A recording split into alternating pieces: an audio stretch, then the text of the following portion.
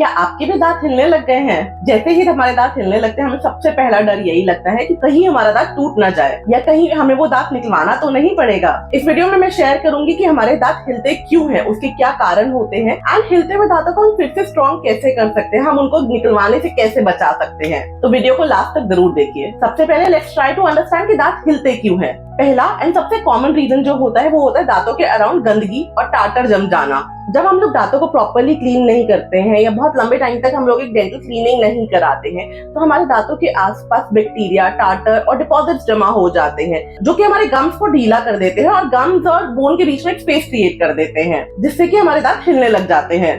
Second सबसे common reason होता है किसी चोट की वजह से हमारे दांत का हिलने लग जाना। तो जब भी हमारा दांत किसी चोट की वजह से हिलना लगता है मोस्टली वो एक टेम्पररी फेज होता है एंड थोड़े दिनों को अगर कुछ नहीं करें तो वो अपने आप ठीक हो जाता है। तीसरा रीजन होता है हमारे गम्स के अंदर इन्फेक्शन होना। किसी दांत के अंदर एक पर्टिकुलरली इन्फेक्शन हो जाने की वजह से अगर हमारे पेरियोडोंटल फाइबर्स जो कि हमारे दांत और बोन को कनेक्ट करते हैं वो खराब हो जाते हैं, उस तो दांत हिलने लगता है। चौथा सबसे कॉमन रीजन है एजिंग।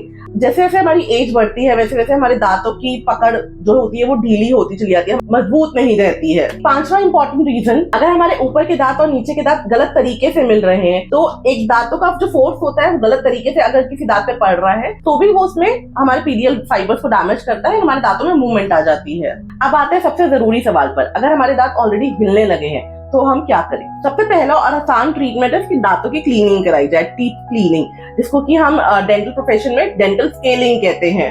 अगर आपका दांत बहुत थोड़ा सा हिल रहा है जिसको कि हम लोग डेंटल टर्म्स में ग्रेड 1 मोबिलिटी कहते हैं तो आप डेंटिस्ट के पास जाके एक क्लीनिंग करा सकते हैं। उससे मोस्टली ये रिवर्सिबल होता है और ठीक हो जाता है कुछ ही दिनों में। Sometimes we even do a very deep cleaning जिसको क्यूरेटाच कहा जाता है, जिसमें हम लोग बोन के अंदर से जाके सारा इन्फेक्शन को निकालते हैं। अगर मोबिलिटी ज्यादा होती है या फिर इन्फेक्शन ज्यादा होता है तो this is also done sometimes. Third जो सोल्यूशन है वो है स्प्लिंटिंग। स्प्लिंटिंग क्या होती है कि जैसे कि हम एक फाइबर का एक बैंड आता है उससे हम दांतों को आपस में चिपका देते हैं। Not a very feasible and long term solution but yes, a temporary solution, sometimes very commonly used also. अगर कभी कभार ये इन्फेक्शन बहुत ज्यादा हो गया, बोन बहुत ज्यादा डैमेज हो गई तो समटाइम्स हम लोग बोन ग्राफ्टिंग करते हैं। बोन ग्राफ्टिंग क्या होता है कि कहीं और से हड्डी को लेके और उस पार्ट पे डाला जाता है एंड फिर हम लोग सॉफ्ट टिश्यू प्रोसीजर को करके वहाँ पे रीजनरेशन करते हैं। ये बोन कभी कभी हम मुंह के ही और किसी पार्ट से या फिर हम आर्टिफिशियल बोन लेके सोर्स करके और उसको डाल देते हैं। सुनने में बहुत स्कैरी लगता है लेकिन बहुत ही सिंपल सा छोटा सा प्रोसीजर है। आधा एक घंटे में चेयर साइड हो जाता है एंड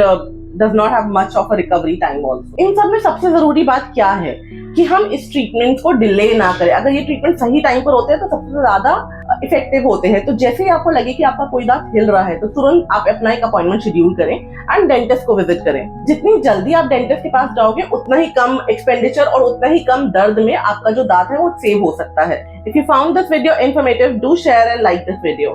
ऐसे ही डेंटल केयर से रिलेटेड वीडियोस एंड इन्फॉर्मेशन के लिए हमारे चैनल को सब्सक्राइब करें। If you have any questions, just comment on this video and I'll try to answer them in the next video. Thank you so much. See you again.